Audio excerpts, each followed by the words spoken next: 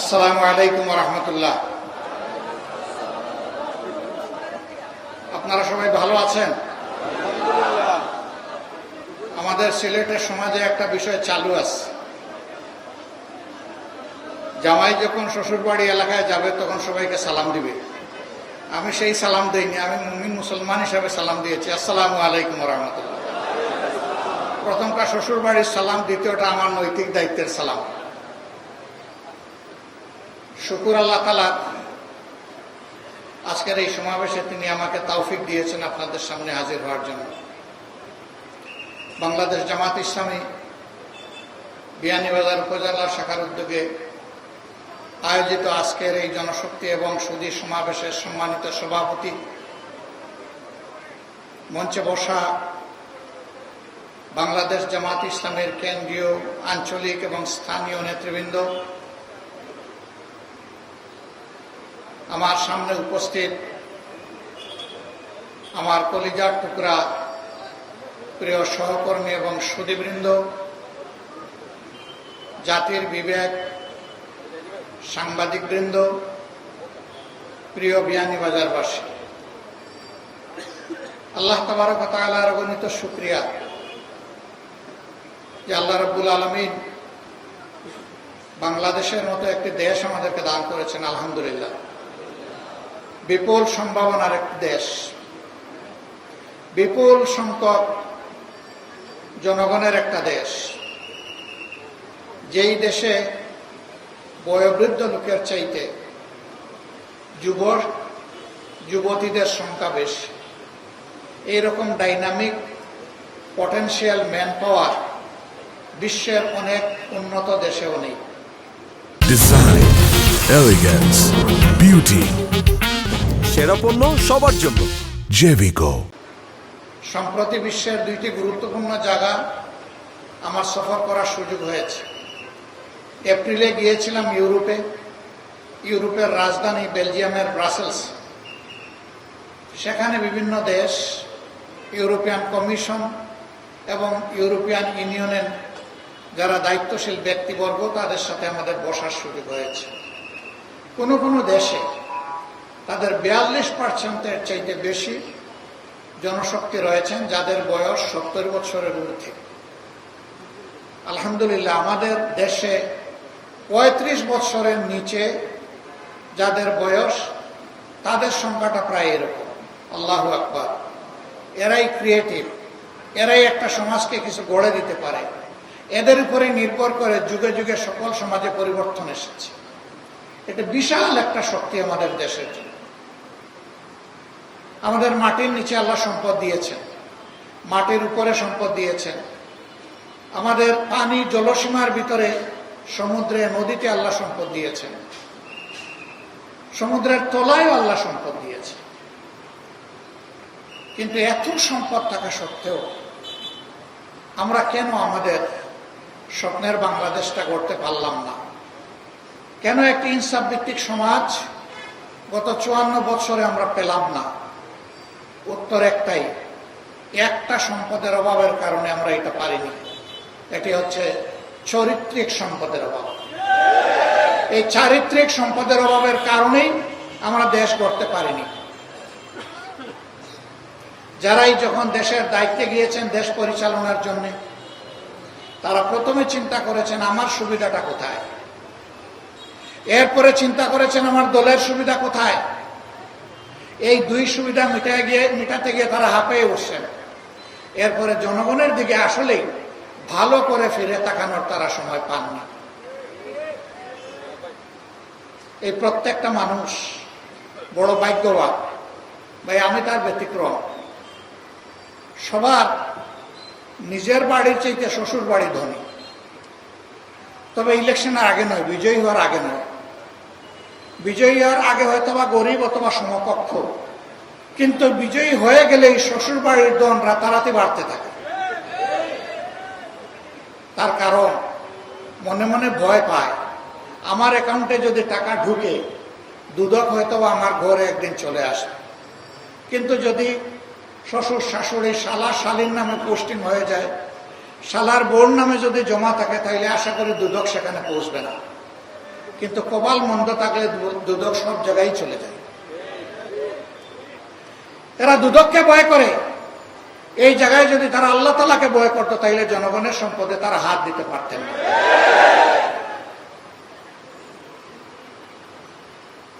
15.5 বছর এই দেশ থেকে বিপুল পরিমাণ অর্থ বিদেশে পাচার হয়েছে। বাংলাদেশ ব্যাংকের হিসাব মতো এর পরিমাণ হচ্ছে 26,58,000 কোটি টাকা। বাংলাদেশের বার্ষিক বাজেটের 5 গুণ। এই টাকা যদি বাংলাদেশের ভিতরে থাকতো তাহলে বাংলাদেশ আজকে কোথায় চলে যেত? এ মাসেই গিয়েছি চীন সফরে, এপ্রিলে গিয়েছিলাম ইউরোপে। সবার একই কথা, তোমাদের দেশে যদি একটা জিনিসের উপর তোমরা বিজয় অর্জন করতে পারো তাহলে তোমাদের দেশ বদলাতে 20 থেকে 25 বছরের বেশি সময় লাগবে না। একই কথা। আমরা জিজ্ঞেস করেছি, আমাদের তো একটা অবজারভেশন আছে, তোমাদেরটা কি? বলেছে এটা দুর্নীতি, দুর্নীতি এবং দুর্নীতি। এই দুর্নীতি যদি তোমরা ঠেকাতে পারো তোমাদের দেশ বদলে যাবে। আমরা তোমাদের দেশের সাথে ব্যবসা বাণিজ্য করি, তোমাদের দেশের দুর্নীতি দেখে আমরা লজ্জিত হই, কিন্তু তোমাদের লোকেরা লজ্জিত হয় না। এটা কি একটা জাতির জন্য লজ্জার বিষয় নয়? দুর্নীতি এমনই একটা মহারোগ, যেই রোগ সমাজের আর কোনো কিছু বাকি রাখে না। এই দুর্নীতির কারণেই সমাজে সন্ত্রাস হবে, দুর্নীতির কারণেই লম্পটরা লম্পট্য করে টাকার বিনিময়ে রেহাই পেয়ে যাবে। দুর্নীতির কারণে নিরীহ মানুষকে স্লটার করে জবাই করার পরে সে বেঁচে যাবে তার টাকা পয়সা দিয়ে। এই দুর্নীতির বহু রূপ আছে। মানুষ মনে করে শুধুমাত্র ঘুষ আর চাঁদা এই দুইটাতেই বোধহয় দুর্নীতি। না, অবশ্যই এই দুইটা বড় মাত্রার দুর্নীতি, কিন্তু এর বাইরে আরেকটা বড় দুর্নীতি আছে, এটা হচ্ছে বুদ্ধিভিত্তিক দুর্নীতি। বুদ্ধি দিয়ে জনগণকে ঠকিয়ে, জনগণকে ঠেকিয়ে নিজের কপাল গড়ার বুদ্ধি। এটা তারাই করতে পারে সত্যিকার অর্থে দেশ এবং জনগণের প্রতি যাদের দায়বদ্ধতা নাই, ভালোবাসা নাই, মায়া নাই। তারা কারা? তারা আকাশে মেঘ দেখলে যারা দেশ থেকে পালায় যায় তারা। এই দেশ যদি তার নিজের দেশ মনে করত, জনগণের কাছে যদি দায়বদ্ধতা মনে করত, তাহলে নিশ্চয়ই তারা এই অপকর্মে জড়িত হতো না। তারা দেশ থেকে পালায় কেন? পালায় এ কারণে, যখন ক্ষমতায় থাকে তখন ধরাকে সরাগিয়ান করে আর সব কিছুকে তার শ্বশুর বাড়ির যৌতুক মনে করে, সব কিছুকে হালাল মনে করে পেট ভরে। কিন্তু যখন ক্ষমতার মসনদ কোমরের নিচ থেকে চলে যায় তখন চোখে অন্ধকার দেখে। তখন দেশ থেকে একা পালায় না, গোষ্ঠী শুদ্ধ পালায়। বাংলাদেশ জামাত ইসলামী একটি মজলুম সংগঠন। এই সংগঠনের কোনো দায়িত্বশীল নেতা দেশ ছেড়ে পালাননি। বহু বিপদ এসেছে, চোখের সামনে ফাঁসির রশি দেখার পরেও আমাদের শ্রদ্ধেয় নেতা মীর কাসেম আলী আমেরিকা থেকে বাংলাদেশে চলে এসেছিলেন। তাকে বলা হয়েছিল don't come back to Bangladesh. তিনি বলেছিলেন কেন? বলছে যে আপনার নেতৃবৃন্দের প্রতি যা হচ্ছে আপনার প্রতি তাই হবে, কোনো ব্যতিক্রম হবে না। তিনি বলছিলেন ইনশাআল্লাহ আই উইল ফেস। আমি সত্যের উপর, সত্যের পাটাতনের উপর দাঁড়িয়ে আমি মিথ্যার প্রতিবাদ করবো ইনশাআল্লাহ। তাতে যদি আমার জীবন যায়, যাবে আমার দেশে যাবে। আমি পালিয়ে চুরের মতো বিদেশের মাটিতে থাকবো না। তিনি ফাঁসির রশিকে চোখের সামনে দেখেও চলে এসেছিলেন এবং সত্যি হাসতে হাসতে সেই ফাঁসির রশিকেও তিনি বরণ করেছেন। কেন তাহলে আমরা দেশ ছাড়ি না? কেন বিদেশ গেলেও চলে আসি ঝুঁকি নিয়ে? দুটি কারণ। নাম্বার ওয়ান, আমরা এই দেশকে, দেশের মানুষকে ভালোবাসি। সুতরাং এই মানুষ ছেড়ে আমরা কোথাও গিয়ে শান্তি পাই না। নাম্বার 2, আমরা যেহেতু চুরি চামারি করি না, এই জন্য আমাদের লোকদের কোনো বেগম ভাড়া নাই, থাকবে কোথায়? এই জন্যেই ঠিকানা আমাদের একটাই, আলহামদুলিল্লাহ, এটা আল্লাহ তাআলার জন্ম দেওয়া বাংলাদেশ। এই বাংলাদেশকে নিয়ে আমরা গর্ব করি, এই বাংলাদেশকে নিয়েই আমরা বাঁচতে চাই। আল্লাহ তাআলার কাছে আমরা সাহায্য চাই, এদেশের আপামর জনসার সাথে আমরা যেন মর্যাদার সাথে এই বাংলাদেশে বসবাস করতে পারি। শুধু বাংলাদেশ জামাতে ইসলামী আরামে থাকলে আমরা শান্তি পাবো না, আর আরামে থাকার কোনো সুযোগও নাই। থাকতে হলে গোটা সমাজকে নিয়েই থাকতে হবে। এই জন্য আমরা পরিষ্কার বলেছি, আমরা একটা সংগঠনের সহকর্মীদেরকে, এত মজলুম সহকর্মী কি তাণ্ডব গিয়েছে আমাদের উপর দিয়ে, আপনারা তার সাক্ষী। কোনো বক্তা আমার সামনেই সেই কথাগুলো বলেছেন, এই জন্য আমি এটার আর পুনরাবৃত্তি করতে যাচ্ছি না। কিন্তু 5 আগস্টের পরে আপনারা কি দেখলেন? যে বাংলাদেশ জামাতে ইসলামী তার 11 জন শীর্ষ নেতাকে হারিয়েছে, যে বাংলাদেশ জামাতে ইসলামের প্রত্যেকটি কার্যালয় 3.5 বছর সিলগালা করে রাখা হয়েছিল, যেই বাংলাদেশ জামাতে ইসলামের নিবন্ধন এবং প্রতীক কেড়ে নেওয়া হয়েছিল, যেই বাংলাদেশ জামাতে ইসলামের শত শত কর্মীকে খুন করা হয়েছে, অসংখ্য কর্মীকে গুম করা হয়েছে, শেষ পর্যন্ত দিশাহারা যে বাংলাদেশ জামাতে ইসলামীকে নিষিদ্ধ ঘোষণা হয়েছে, এর সাথে ইসলামী ছাত্র শিবির সহ আমাদের সকল সংগঠন। কিন্তু 5 তারিখ এই পট পরিবর্তনের পর আমরাই সবার প্রথমে জাতিকে অনুরোধ জানিয়েছিলাম, মেহেরবানি করে শান্ত থাকুন, ধৈর্য ধরুন, কেউ কারো উপর কোনো প্রতিশোধ নেবেন না। গদিতে থাকা অবস্থায় ওবায়দুল কাদের আওয়ামী লীগের সাধারণ সম্পাদক সাহেব বলেছিলেন তার দলের লোকদেরকে যে কোনো মূল্যে গদি টিকিয়ে রাখতে হবে। যদি গদি চলে যায়, চলে যাওয়ার প্রথম 2 দিনে 5 লক্ষ আওয়ামী সন্তানকে হত্যা করা হবে। আলহামদুলিল্লাহ, এ ধরনের বিপ্লব, পরিবর্তন, অভ্যুত্থান যতগুলা দেশ দেখেছে তারা রক্তের স্রোত এবং বন্যা দেখেছে, কিন্তু বাংলাদেশে তা হয়নি। আলহামদুলিল্লাহ, বাংলাদেশের মানুষ আমাদের অনুরোধ রক্ষা করেছে। এর পাশাপাশি শুধু অনুরোধে কথায় চিড়া ভিজে না, পানি অথবা দুধ দিতে হয়।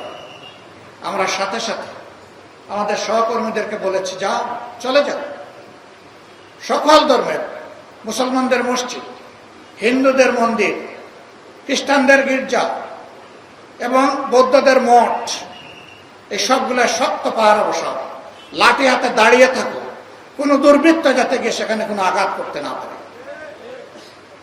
আমরা বলেছিলাম এরকম পরিবর্তন হলে দেখা যায় যাদেরকে বলা হয় মাইনরিটি, আমরা মাইনরিটি বলি না, সংখ্যালঘু বলি না, বিভিন্ন ধর্মের লোকদের উপর অত্যাচার হয়, জুলুম হয়।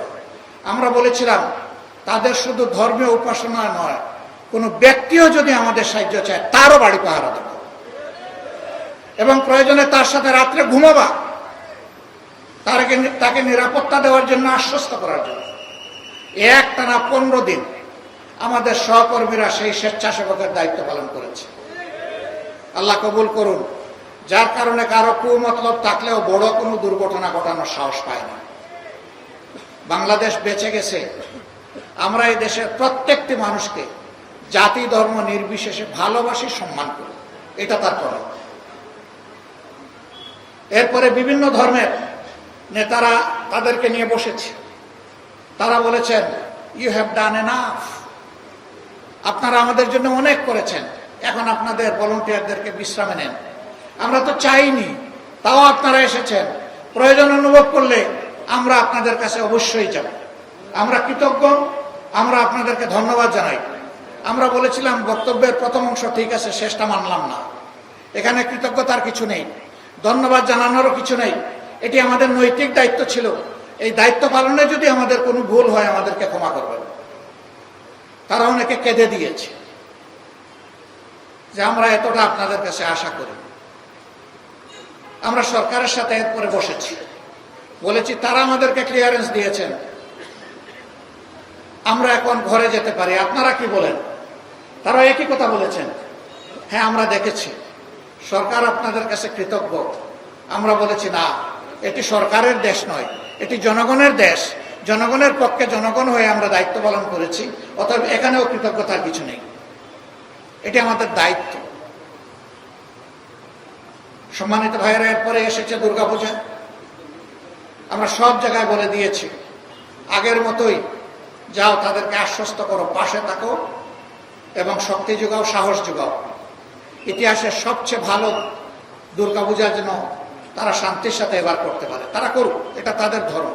আমরা তো পূজা করবো, তাদেরকে তাদের কাজ করতে দাও, নিরাপদে যাতে করতে পারে। আলহামদুলিল্লাহ, সেই কাজটা অত্যন্ত শান্তিপূর্ণভাবে, গাছের একটা পাতাও পড়ে নাই বলতে হবে, সেই রকম শান্তিপূর্ণভাবে এবার পালিত হয়েছে। জামাতে ইসলামী সরকারে যায়নি, সরকারের অংশ নয়, একটা দায়িত্বশীল রাজনৈতিক সংগঠন, দ্বীনি সংগঠন। এই জায়গা থেকে যেটুকু আমাদের পক্ষে করণীয় সেটা আমরা করার চেষ্টা করছি। জুলাই যুদ্ধে যারা শহীদ হয়েছে, প্রতিটি শহীদের ঘরে আমরা সাথে সাথে পৌঁছে যাওয়ার চেষ্টা করেছি, পরিবারকে সান্ত্বনা দিয়েছি, তাদের জন্য দোয়া করেছি, তাদের কাছে দোয়া চেয়েছি, তাদেরকে আশ্বস্ত করেছি, এখন থেকে আমরাও আপনাদের পরিবারের সদস্য এবং আমরা আপনাদের সাথে আছি, ইনশাল্লাহ আমরা আপনাদের সাথে থাকব। এই শহীদ জুলাই যোদ্ধাদের অনেকেই একেবারেই কেটে খাওয়া সাধারণ মানুষ ছিলেন।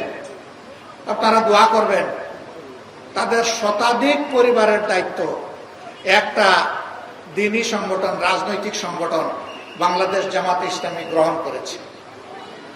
মাসের 1 তারিখ তাদের দেওয়া অ্যাকাউন্ট অনুযায়ী তাদের অভিভাবক জীবনে বেঁচে থাকা অবস্থায় যে রুজি হতো, তার চাইতে সামান্য আরো একটু যোগ করে তাদের অ্যাকাউন্টে 1 তারিখ সেটা পাঠিয়ে দেওয়া হয়। পাঠিয়ে দিয়েও আমরা বসে থাকি না, আবার ফোন করে ফলো আপ নেই 1 তারিখে আপনাদের হাতে পৌঁছেছে কিনা। কোন মাসে 1 তারিখে যদি দেখি আমরা আশঙ্কা, তার আগের দিন পাঠিয়ে দেওয়ার চেষ্টা করি।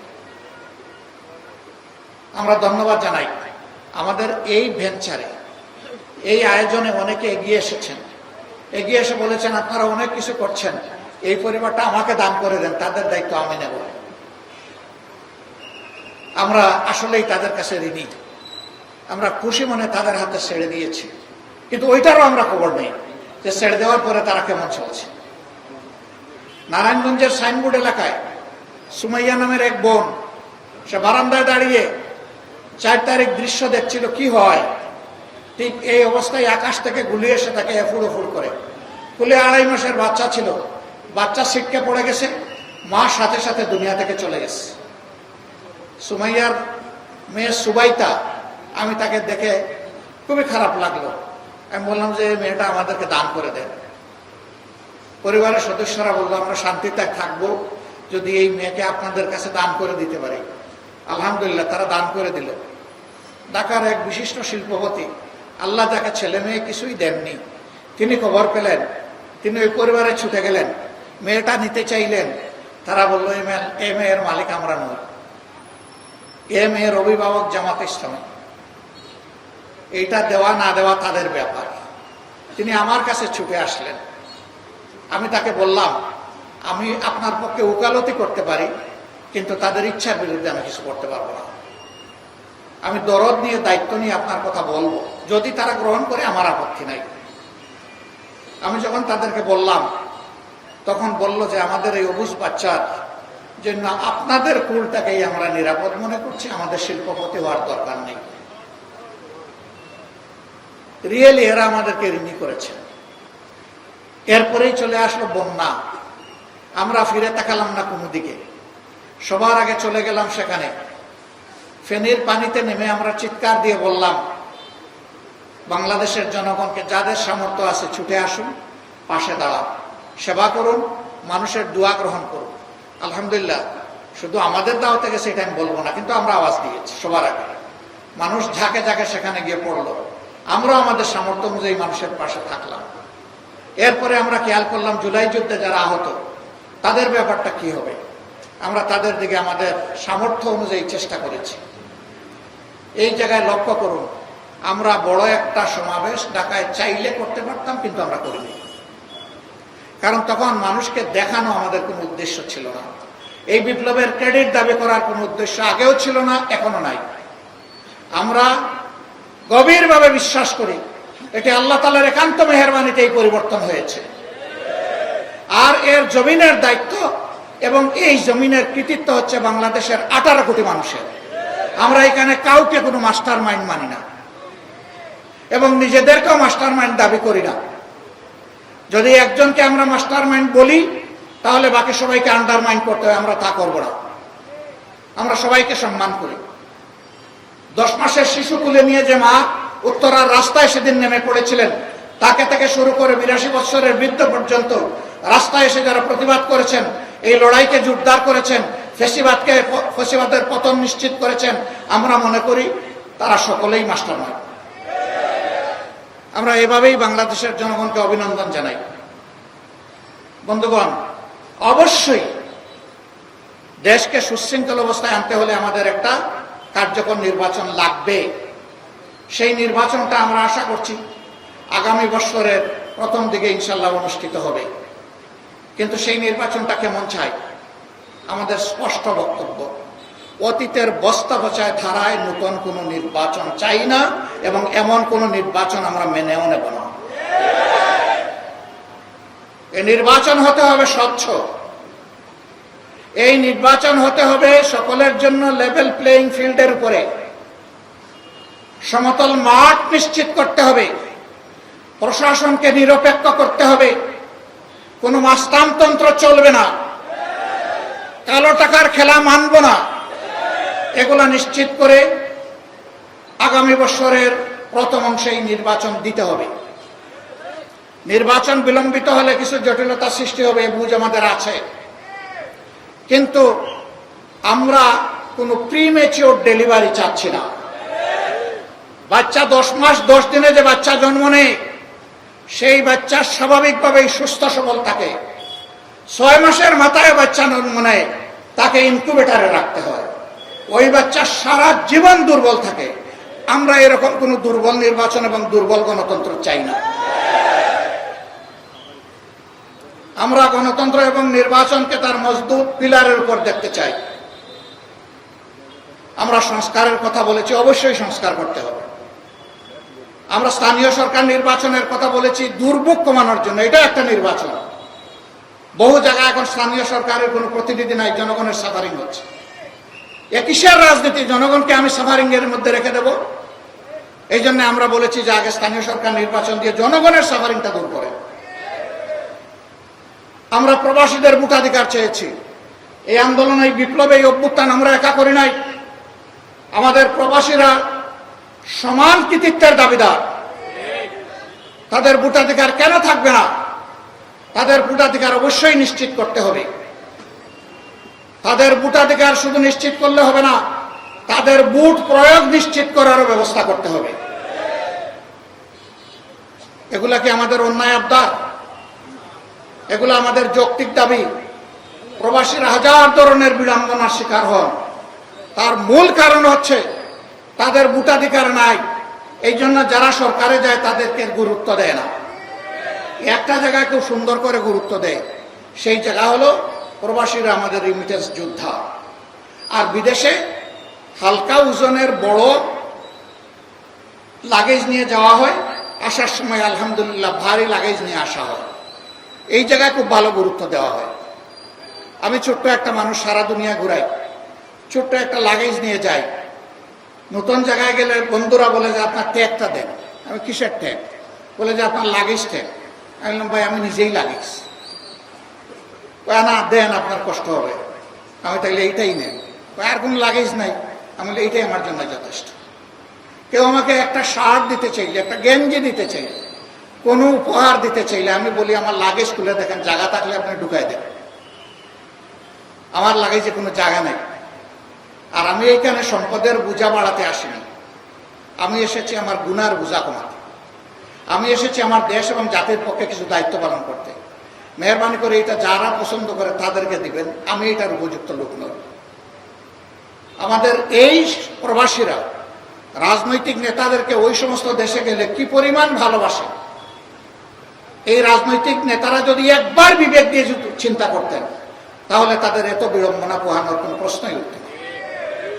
বন্ধুরা, আমরা আপনাদেরকে জানাই দিচ্ছি, আছি এই দাবির পক্ষে আমরা মজবুতভাবে আছি এবং ইনশাআল্লাহ এই দাবি আপনাদের পক্ষে আমরা আদায় করে ছাড়বো ইনশাআল্লাহ।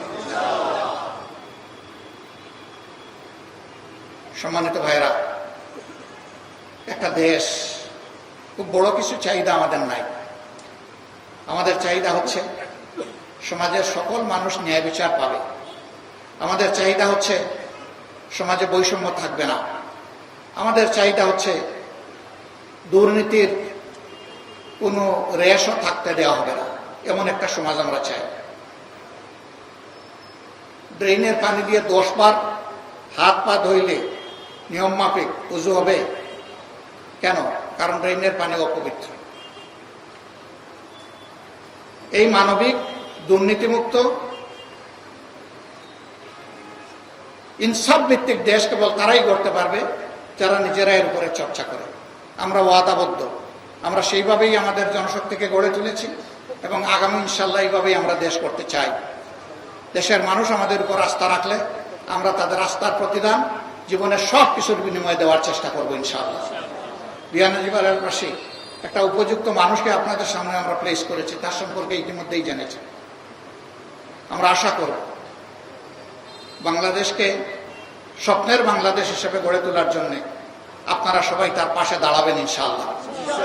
এখানে যারা আছেন তারা ঘরে ঘরে আমার এই অনুরোধ সালাম মেহরবানি করে আপনারা পৌঁছে দেবেন। আপনাদের কাছে একটু ভালোবাসা সমর্থন চাই। আল্লাহ আমাদের সহায় হন। আসসালামু আলাইকুম ওয়া রাহমাতুল্লাহি ওয়া বারাকাতুহু।